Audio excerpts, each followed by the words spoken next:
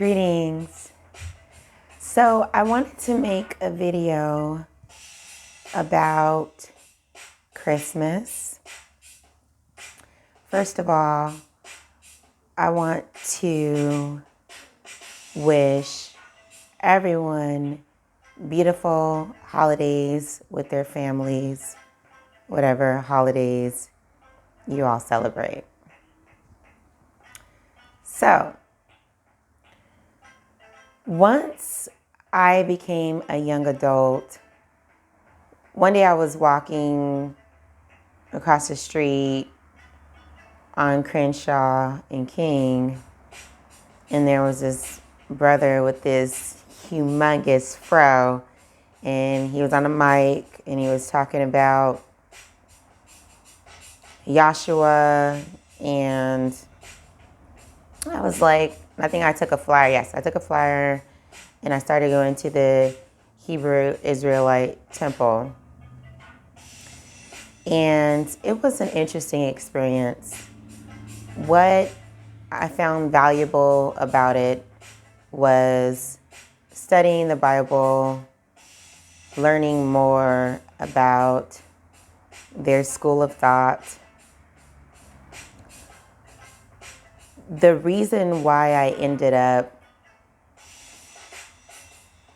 leaving my study group was because I already had knowledge of self, meaning the group leader would say things at an attempt to erase identity and just persuade people to drop certain aspects of their spirit in relation to how they conceptualize their spiritual identity. So, anyways, that's not the purpose of this story. When I was attending, they teached about a story about the original Christmas and why it was celebrated and how it was a pagan holiday. And I was like, oh, wow. And all my Christmases when I was a child were spent with my grandma. So she was one of the first people that I called, and I was like, Grandma, did you know it was a pagan holiday? And she was like, that was just, a celebration for you guys, for the children. And I was like, okay. So, of course, I stopped celebrating it as I just started to come into an awareness of why I was celebrating it. And as I grew in my journey, I got to the point where I had a deep appreciation for my grandmother choosing to take me to church and celebrate the holiday with me. It was a big deal. She would decorate the whole house. It was so much fun. It felt very magical. We would make cookies. And those are the happy memories from my childhood when I was in her embrace as a child during the Christmas holiday season and summer, because those were the only times that I actually seen her, because I lived farther away in another part of the state. I developed a deep appreciation for the love that she shared through her Christ consciousness and her desire to just be a divine being from her understanding, a Christ-like being from her understanding. And I have an appreciation for that, and I think it's very beautiful. Plus, when I was a young adult and I stayed at Covenant House, California, I actually met individuals who did grow up in abusive households with their parent, like I did, and in many, many cases, not their parent, some other person or stranger, and they didn't have a grandma to retreat to on holiday vacations and summer vacations. And that was a deep part of my transformation as I began to learn from those people's stories and see how important my grandma's love was for me during that time of my life. Because even in that darkness that I had to face every single day when I was away in my own space as a child, I knew that she loved me. And it was something that I used to hold on to and cry about. And I didn't even want to leave her house. But just to have that with me, that love, to know that there was somebody that loved me, to know that God loved me, because that was something else that I received or was definitely fortified from being around her. She gave me my first Bible. And, you know, just what I got from being around her during my holiday breaks as a child was that God loved me and that she loved me. And that was such a tremendous light in my darkness. Very, very, very powerful. And when I stayed at Covenant House, I got to see what happened. I got to see my peers who were abused as well on their daily life, like I was as a child, but didn't have that escape, didn't have that angel grandma to visit during the holidays. And it was just such a transformational eye-opener for me, because they didn't have that reference of love. They didn't have that inside of them. They didn't have anything to hold on to. And it made a tremendous difference. I've seen people, you know, go through some really, really bad situations that they couldn't get out of because they didn't have a reference of anyone ever loving them in their journey. They didn't have that inside. Whew. So,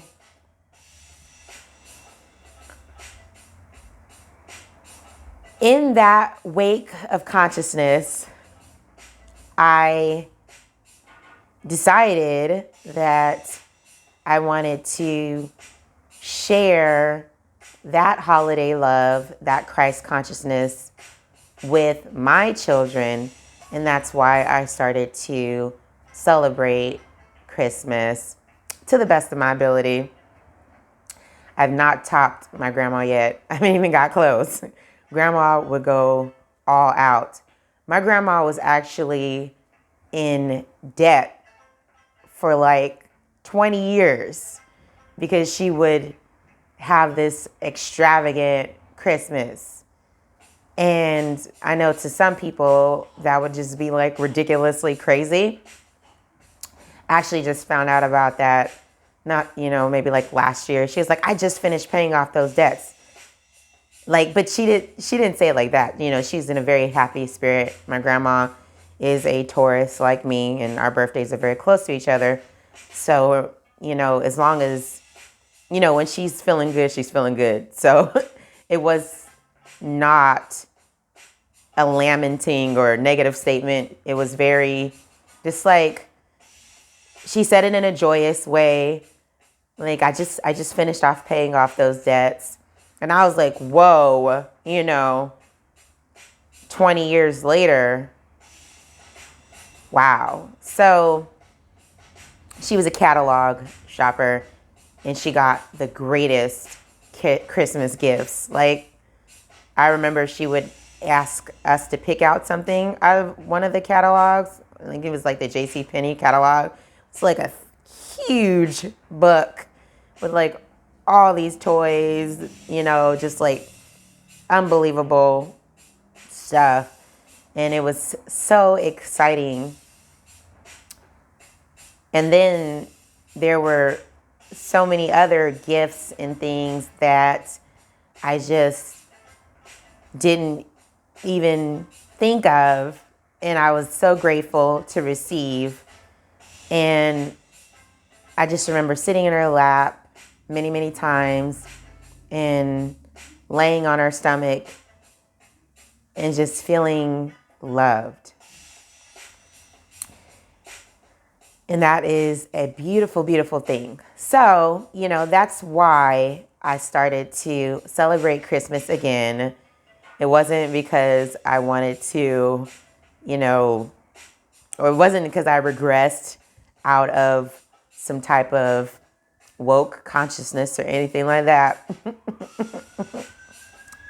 It was more so just me honoring the way that love was shared with me from one of my ancestors, because my grandma is technically an ancestor since she came before me. And she rose to her highest state of divinity, and she's still living. But a lot of times when we look at our elders, we're looking at them from a space of, it's a whole nother topic, but I'm not going to go on a tangent about it. But we often look at them from a space of where we think they should be, instead of just appreciating where they were able to go and what they were able to accomplish. And so that's all I'm going to say about that. I appreciate the Christmas holidays that I had as a child. Those were my only happy memories from my childhood, which were at my grandmother's house. And I'm so grateful that I had that experience. It was a deep transformation for me once I went to Covenant House, California, and lived with my peers who had grew up in abusive households as well, but didn't ever have a vacation of love to retreat to. They didn't ever, have that, and they didn't have that inside of them, that experience of reference to hold on to comfort them. So it was deep, but that's a whole nother topic. I mean, as far as expanding on it. So that is my Christmas story. I definitely respect everyone's beliefs and holiday, celebrations. I'm wishing everyone lots of love and lots of happiness with their loved ones, whether they are celebrating Christmas or Kwanzaa or something else. I'm wishing you happiness and love and compassion with your loved ones. Also, I wanted to add that when we grow in our journey and we learn all the different stories about the meaning of holidays and different things like that, I think it's important for everyone, if they choose, if they feel called to come up with their own reason for celebrating what they choose to celebrate. Sometimes it's beneficial to identify what something means to you, because my grandma was conscious enough to know that that wasn't Jesus's real birthday, but at the same time, she wanted to take an opportunity to make us feel special and loved because she knew we needed that. And I will always be grateful for that. So many, many ways, that we can share love with our families. It doesn't always have to be expensive or anything like that. I'm just sharing my experience. And so once I decided that for me, the holiday meant sharing love and Christ consciousness, Christ Mass, like more Christ energy, I felt very content with sharing that spirit with my children because it was something significant for me during my childhood. And I know for everyone it's different. For some people, they felt betrayed because they thought Santa Claus was real and they learned that he wasn't. Yeah, for a while, my grandma had me thinking Santa Claus and Easter Bunny were real, but I don't hold that against her anymore because she was just doing the best of what she could do to allow me to have some fun and some light in a very serious and oftentimes dark childhood. So I appreciate that.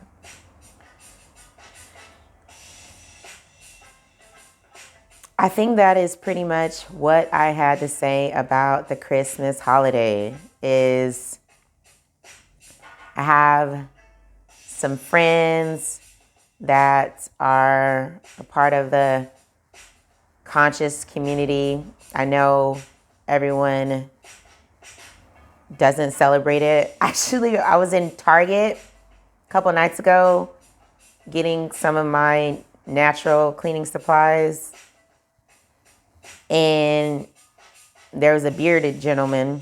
He was like, and he seen me, made eye contact with me, and he was like, I'm not celebrating that satanic holiday. No, I didn't have any Christmas gifts, but I had my hair wrapped in a turban. So I think he just felt, inclined to let me know that, he didn't celebrate Christmas because it was a satanic holiday. And I remember being taught that in the Hebrew Israelite temple, but then I had to grow in my own truth, in my own identity, because that's something that, nobody can take away from you, is who you are. They can share with you what's true for them, but they can't erase your identity. So it was not a satanic holiday for me. It was a holiday of divinity, of love, of sharing a divine consciousness, a celebration of love, of divine love, of God, of a being that rose to his highest level of God consciousness.